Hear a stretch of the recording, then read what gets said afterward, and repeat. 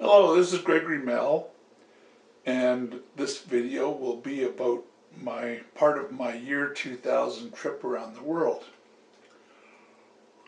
I flew from Canada to Japan to China and ended up in Beijing, where I took the railway across Siberia to Russia.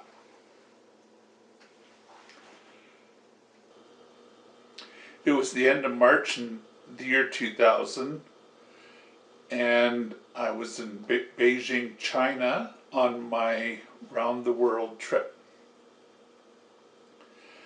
I was going to take train number 19 across Russia from Beijing to Moscow.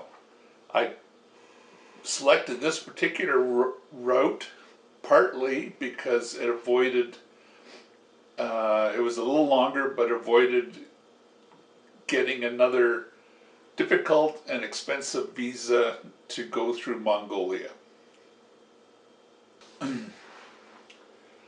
I had to get to the Beijing train station where the train left late in the evening on April the 1st. The first night I was, the train was 1,775 yuan. The cost, which was less than $250 American. My ticket was second class ticket, which means a 4-berth compartment. I had an upper berth. Oh, I had a lower berth. That was the big thing. I had a lower berth, and as it turned out, the 3 other beds were all taken by Chinese gentlemen. And the first night, the fellow above me spent all night eating peanuts and dropping the peanut shells onto my bed. I was looking forward to 6 more nights before I got to Moscow, and I was not a happy camper.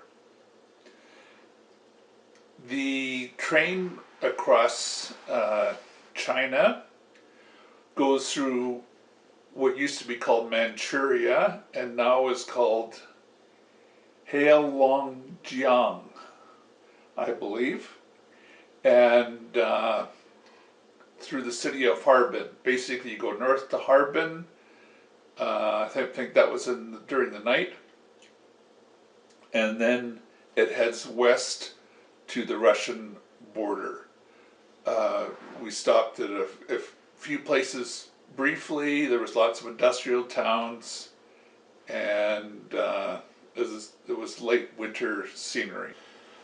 The train, we stayed on the same train all the way to, same train cars all the way to Moscow, but the bogies with the wheel assemblies and the locomotives are changed at the Russian border. The last Chinese town was called Manzhouli before the border, and then just a few kilometers, very short distance, was the Russian town of Zabaykalsk. There, the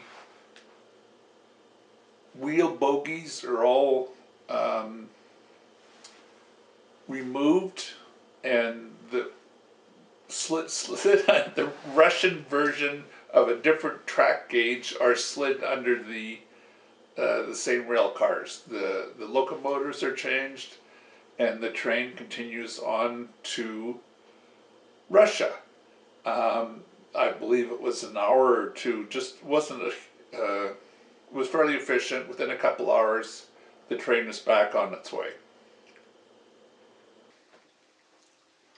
We met this couple when they got on the train. He was a Russian customs guard coming home from the border for a family break with his wife and child. He drank a lot of vodka, as many people did on the train, and he seemed to flirt with most of the passengers. We became good friends. He loved Canadians. Every town that the train stopped in, the dining car was terrible, but every town that we stopped in, people would come to the track and sell things to the train. At this particular town in Lake, this was in Lake.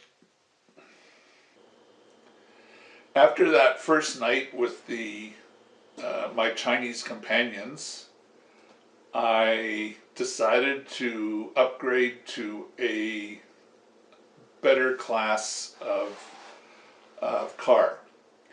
I talked to the car attendant, and she arranged for me to speak to the train conductor, and after a brief negotiation, I paid him, I believe it was 150 American dollars cash, and I was upgraded to first class for the rest of the trip. First class being two berths, a compartment with two berths all the way to Moscow.